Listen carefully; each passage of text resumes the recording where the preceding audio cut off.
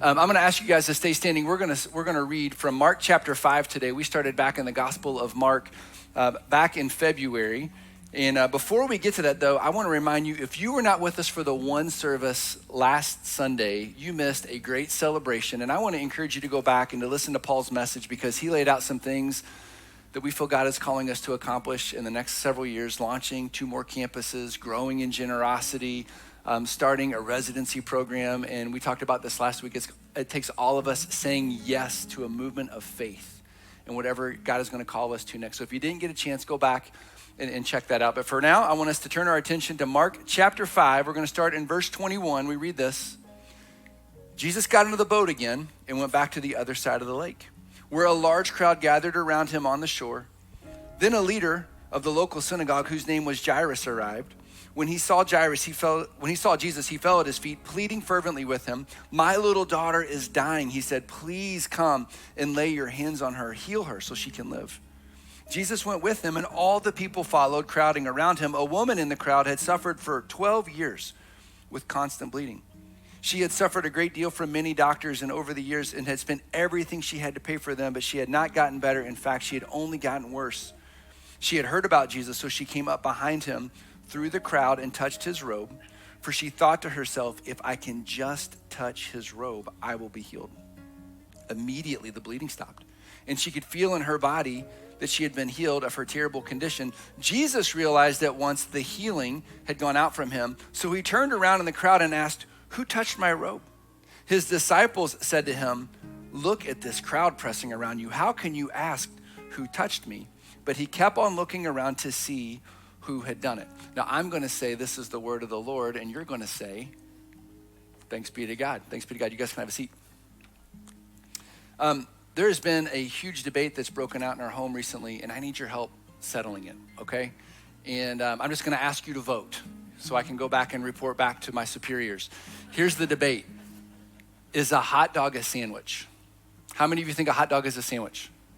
Nobody. Okay, a couple people. How many think it's just a hot dog's a hot dog, right? Okay, I was on a bike ride with my 12-year-old daughter, Kate, and she said, "Dad, this is a thing we're debating in our class. What do you think?" And I told her what I thought, and she argued the other side.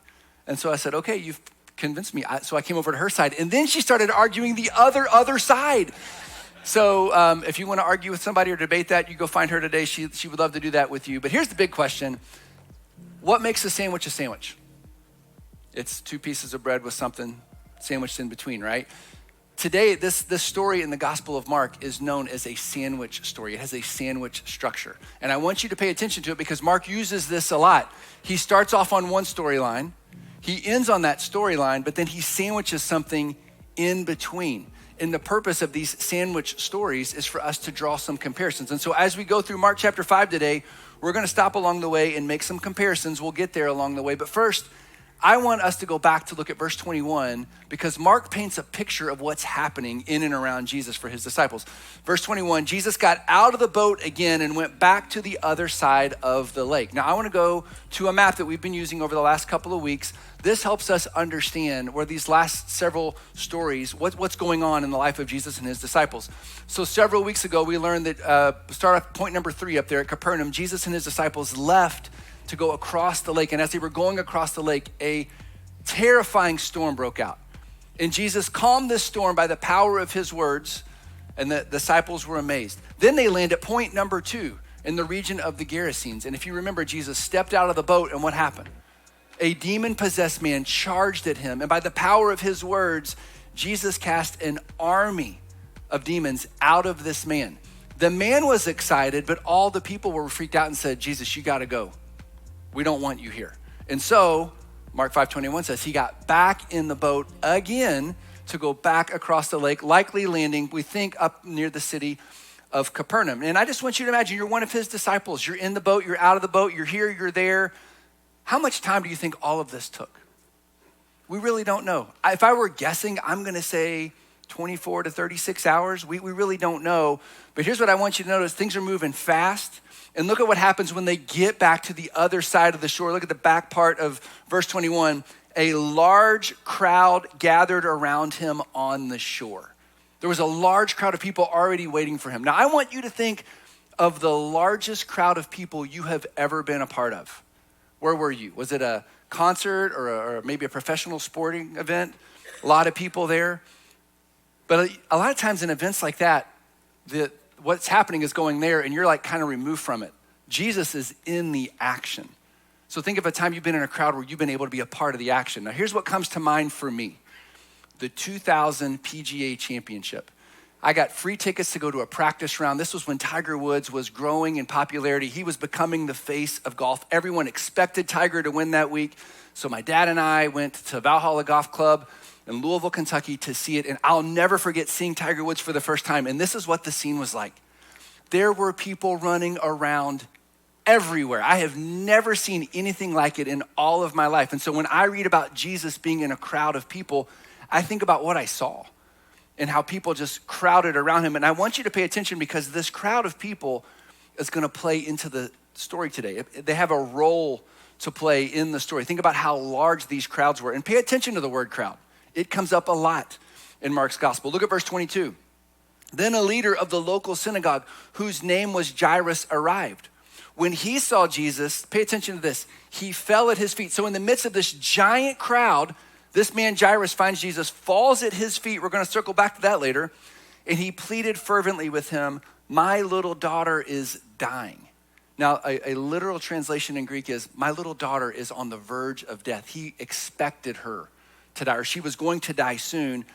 Please come and lay your hands on her, heal her so she can live.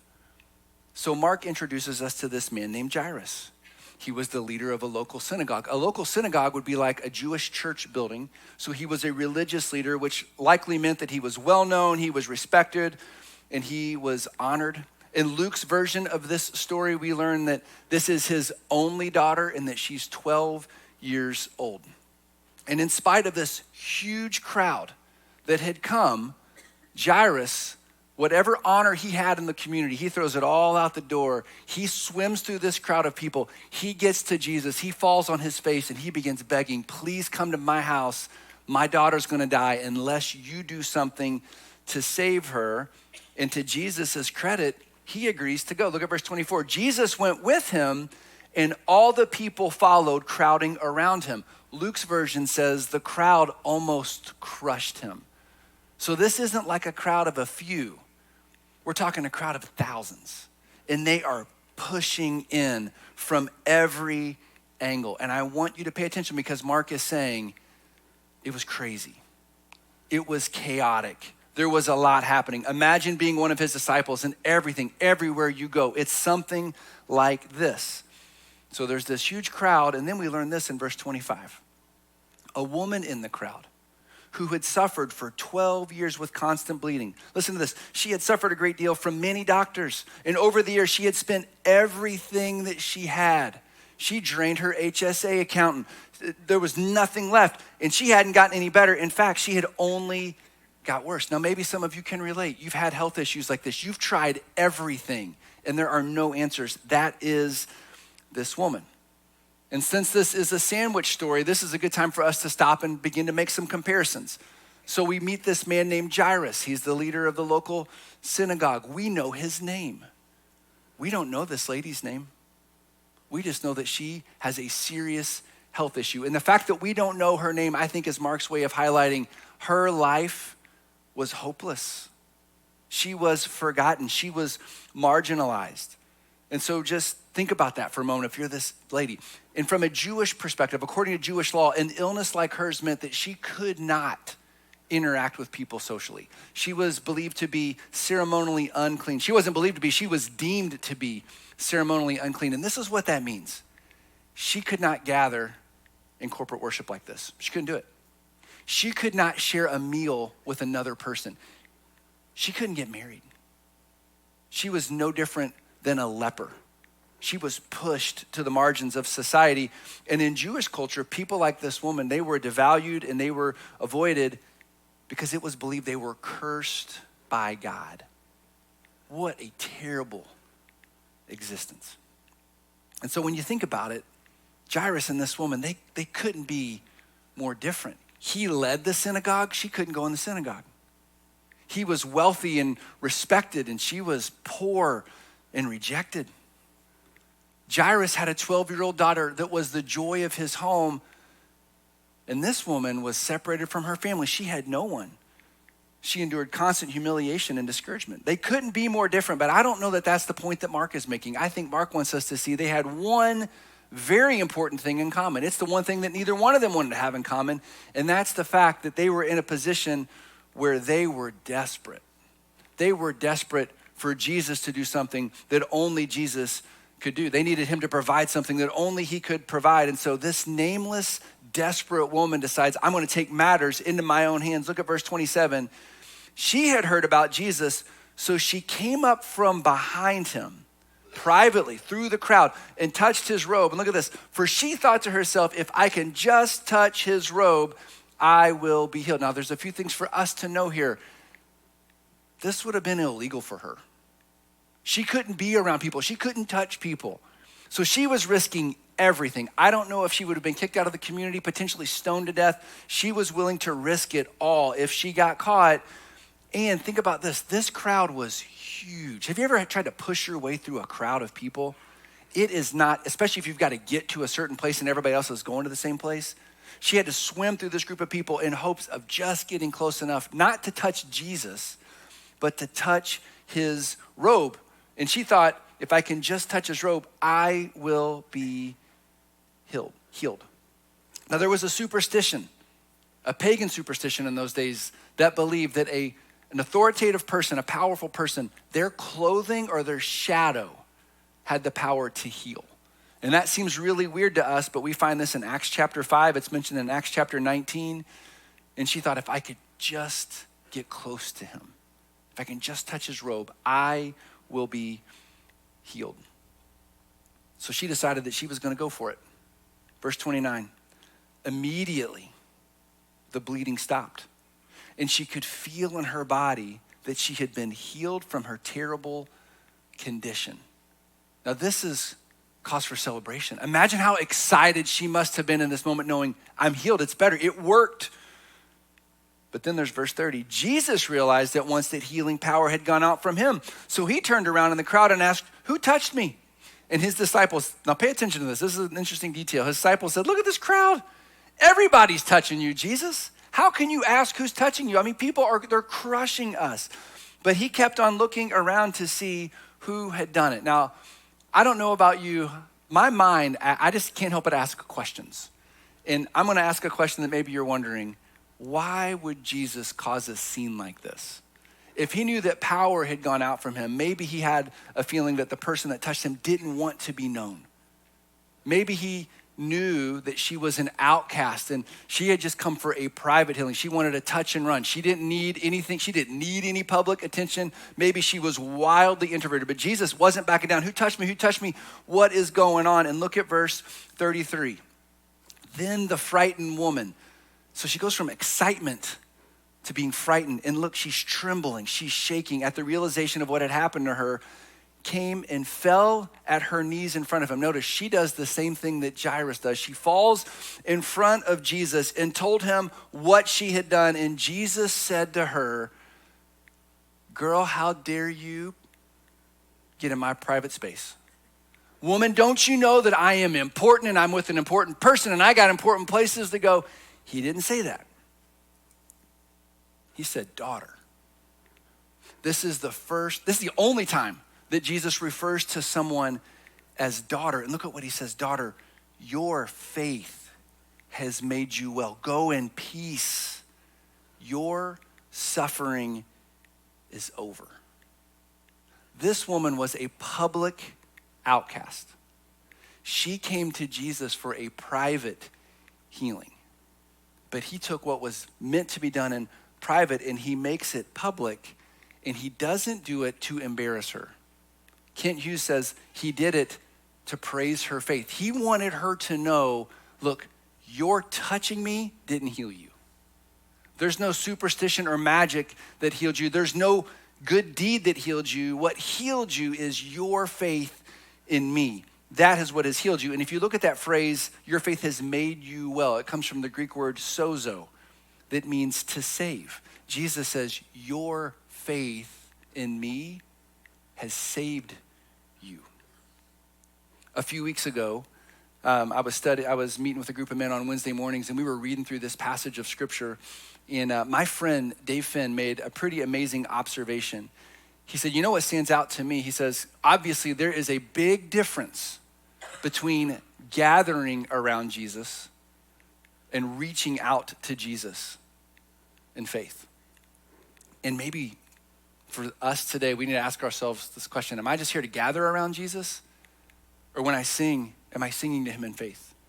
Am I reaching out to him in faith? Or am I just doing the thing? Am I going through the motion? Am I doing the thing that quote unquote good people do? There's a big difference.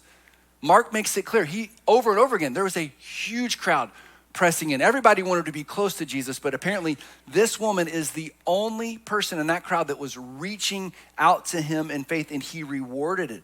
He rewarded her faith. He praised her by saying, daughter, your faith has healed you. And speaking of daughter, look at 35. While Jesus was still speaking to her, messengers arrived from the home of Jairus. Remember Jairus? We started with him, the leader of the synagogue. They told him, your daughter is dead. There's no use troubling the teacher now. That's a bad day. That's horrible news. And I just want you to imagine for a moment, as scary as it sounds, what it would be like to be in Jairus' shoes. Your day started off, like you're convinced my daughter's gonna die if we don't do something immediately. And what does he do? He hears that Jesus has arrived, and his hope starts to go up, and he makes his way, he pushes his way through this crowd. He humbles himself and falls at Jesus' feet and begs, and Jesus says, let's go. And all of a sudden you're like, I'm hopeful. He thinks he can do it. I think he can do it. But along the way, like just picture them, they're in an ambulance and they're driving, but all of a sudden you hit traffic. And then there's this distraction. And then your servants come and say, hey, we hate to tell you, but she didn't make it. You ran out of time. Death has taken over. And everybody knows that death is final, right? Now, whether we want to think about it or not, whether we want to admit it or not, we're all gonna be like Jairus someday. Something is gonna happen. The phone is gonna ring, somebody's gonna show up, and you're gonna get this information. And it is going to turn your world upside down. Things will never be the same. And it might come from being fired or being laid off or being downsized. It could be a relationship that blows up or an addiction that surfaces. It might come from a diagnosis or the need to go back for a follow-up appointment. Or like Jairus, it might be a tragedy. God forbid, it might be that someone has to say, hey, your loved one's no longer here. They've died. If you've ever had a moment like that, I don't know about you, like my mind, I can't think straight. I don't know what to do with myself. Time speeds up and slows down all at the same time. It's hard to breathe. You don't know what to do next. That's where Jairus was. That's a scary place to be. And I want you to listen to what Jesus said to him. Verse 36, but Jesus overheard what they said to Jairus, and look at what he says. I just want you to, let's just read this part out loud together. Don't be afraid, just have faith. One more time. Don't be afraid, just have faith. Can you imagine getting the worst news imaginable? And someone looks at you and says, don't be afraid. Don't be afraid. Just have faith. That's a hard pill to swallow. This last week marked a pretty large milestone in our family. If you know our family, you would know this. A little over a year ago, we learned that my wife had a tumor growing right here between her skull and her brain. And I'll never forget learning that news. It felt like someone dumped a bucket of cold water over the top of my head, and I fell like this. And I had to keep myself from falling over. And we were just trying to process, she's got big tears in her eyes, and I'm freaking out. And I am here to tell you and to celebrate the fact that we're 1 year post-op, and we were terrified that she was gonna lose her sight because of where this thing was. She could lose her sight, her smell, her taste. She could lose all of it. But by the grace of God, you would never, ever know that that was the case. However, in the moment, we were terrified. We learned this at like 7:40 in the morning as we're trying to get our kids out the door. And we had to pretend that nothing's wrong, pretend that we just didn't get the worst news ever, get them off to school. And then we rushed to the hospital downtown into an ER where we were told to go, still trying to process. We heard that there might be 2 of them. I mean, guys, our minds were racing, worst case scenario.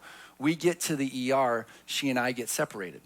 They take her back to do a bunch of tests, and I am sitting in this ER. I've got sheets all around me. There were no walls. There's the beeps of all the machines. There's a guy over here that's moaning in pain.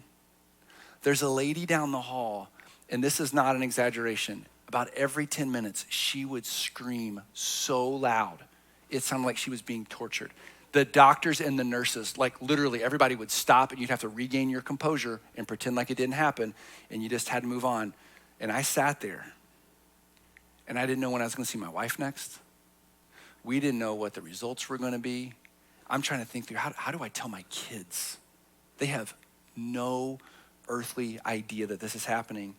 And I have never felt more scared, more hopeless, or more alone. And that's where Jairus is.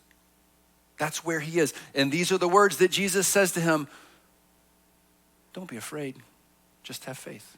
Some translations say, do not fear, only believe. A literal translation is be believing and keep on believing.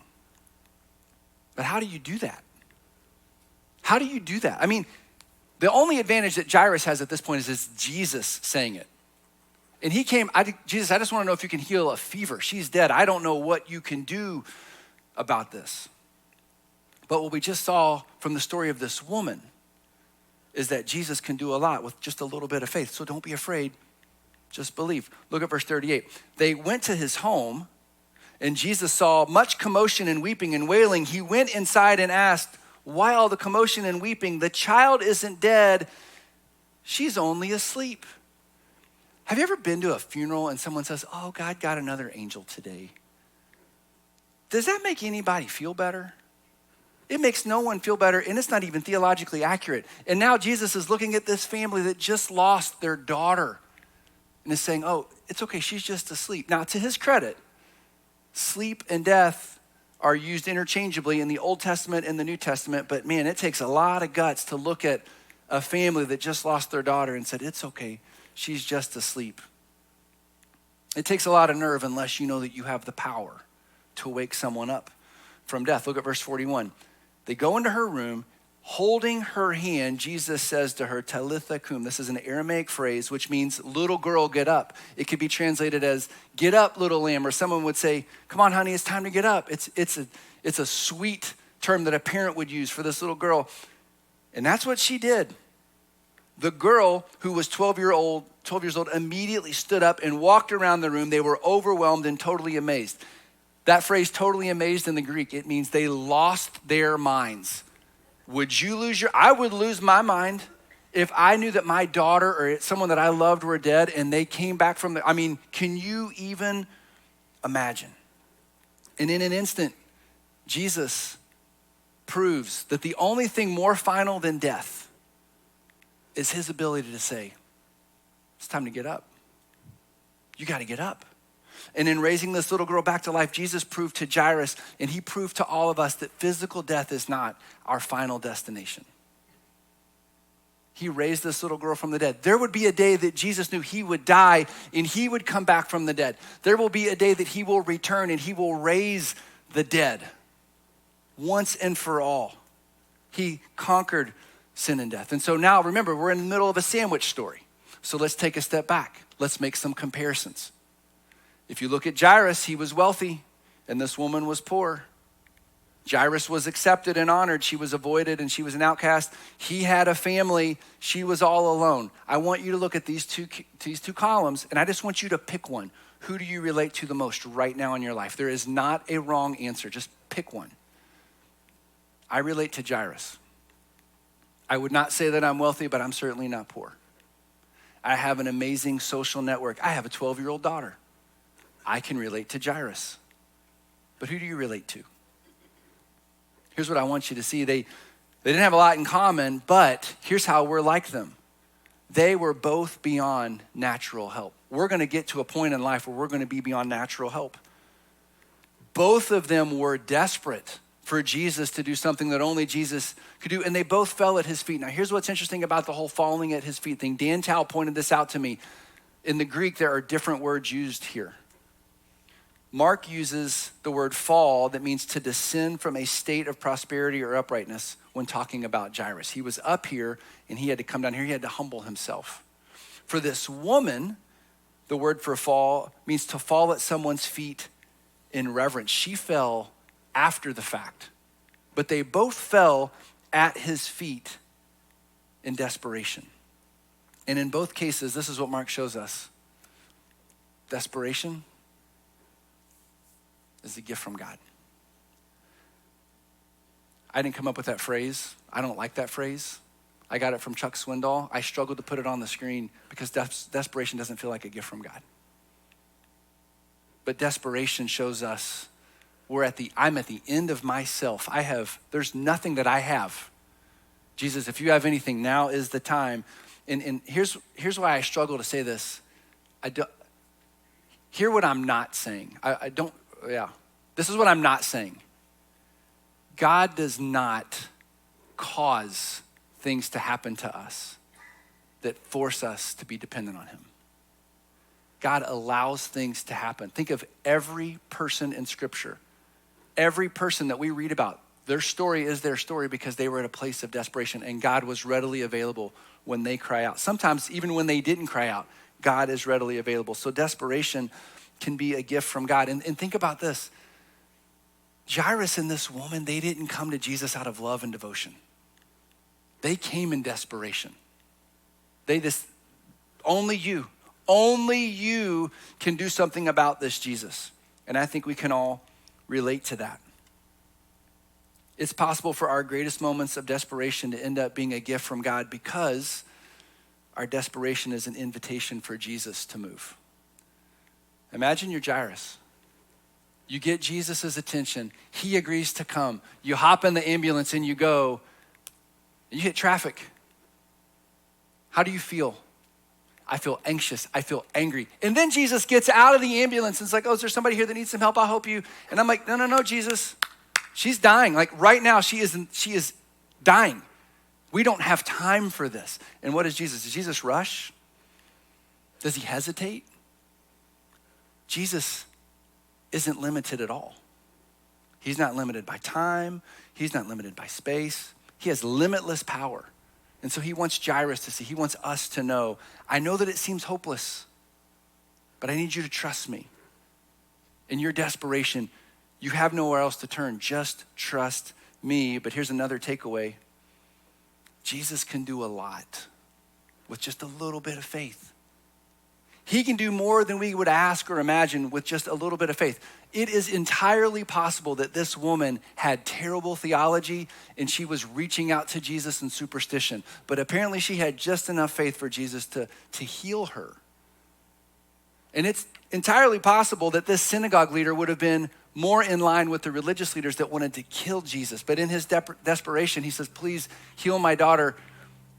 He was thinking like, could you just heal her fever? And Jesus says, oh, I got more in store than that. I'm gonna raise her from the dead. Jesus can do a lot with a little bit of faith. A few weeks ago in Mark 4, Jesus was telling parables and he talked about the power of a mustard seed. He said it's one of the smallest seeds on the planet, but it can grow to something big quickly. And then in Matthew 17, Jesus declared, I tell you the truth.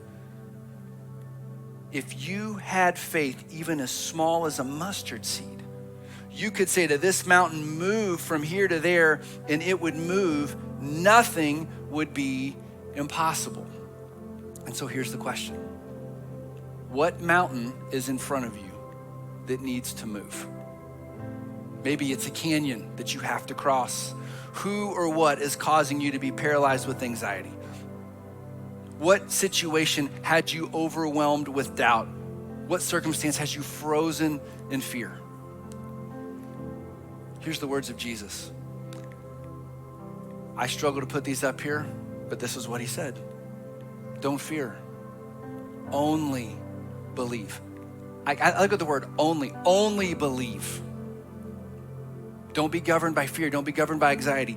Only believe. And again, let's just go back to what we've seen him do. He calmed a storm with the power of his words. He cast an army of demons out of a man by the power of his words. He raised this little girl by the power of his words. And so we should just trust his words. Now, is that easy to do? It is not easy to do.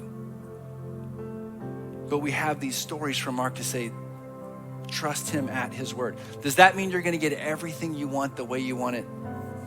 No, I don't think so. But does that mean he might do immeasurably more than all we could ask or imagine for his glory? I think that's what it means.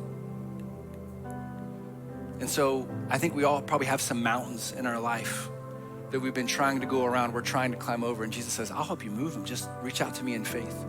And so as we prepare to close, we're going to sing a powerful song about Jesus' ability to be our healer. But if you have something that you need prayer for right now, like maybe your first step of faith is just going up to someone that you don't know and saying, can you just help me pray through this? We've got a prayer team that would love to pray with you this morning. In fact, prayer team, I'm going to ask you to go ahead and get up. Just move to the sides of the room. These are people that would love to pray with you. They would love to pray for you, and there's nothing that's off limits. And so respond in this way. But here's what I want you to see. Maybe you've never placed your faith in Jesus. You need to know this. When he raised that little girl from the dead, he proved that resurrection is possible. He himself would rise from the dead, and there's going to be a day when he will return, and scripture tells us he will raise everyone, and those that have been found faithful will be rewarded for their faith, and those that have rejected him as Messiah will be separated from God for all eternity. He's calling us today to respond to him in faith, maybe for the first time, or maybe to come back to him and say, my faith is weak, will you give me faith? And so as we, and I want to invite you to respond to him. Come forward for prayer. Come talk to someone. But don't leave here today without expressing your faith in Jesus. Let's pray. Jesus, I'm so thankful that you have said that you can do more with a little bit of faith than we could ever imagine. You proved it with this woman. You've proved it with Jairus' daughter. And I'll be the first to stand and admit, Lord, my faith is weak. All I see is the storm. Would you help us to move a little bit at a time in little ways and to trust you for big outcomes that are for your glory? I want to pray for my friends here. We are all struggling through something. Everyone has something that we need to pray through. Would you help us? Maybe the response today is to go and pray with someone. Maybe it's to follow up in faith and have a conversation with someone, or reach out, or to do the thing that you've called us to do. As we talked about last week, help us to say yes in faith to you, but to trust you. And as we close, Father, I want to close by praying parts of Psalm 77. You gave this to our family a year ago when we were going through this ordeal with my wife. We cried out to you for help. When we were in distress, we sought you. At night, we stretched out our untiring hands, and we were not comforted. We would not be comforted. I remembered you, God. I groaned, I meditated. My spirit grew faint. My eyes kept from closing. I was too troubled to speak. But then in verse 19, your word tells us, you led the Israelites through the sea, through the mighty waters, and they couldn't see your footprints. But they could see your glory on the other side. Would you help us to respond to you in faith? To walk with you even though we can't see your footprints in faith. To worship you for what we've seen you do. We love you, Jesus. We worship you now. It's in your name we pray. Amen. Would you stand and worship with us?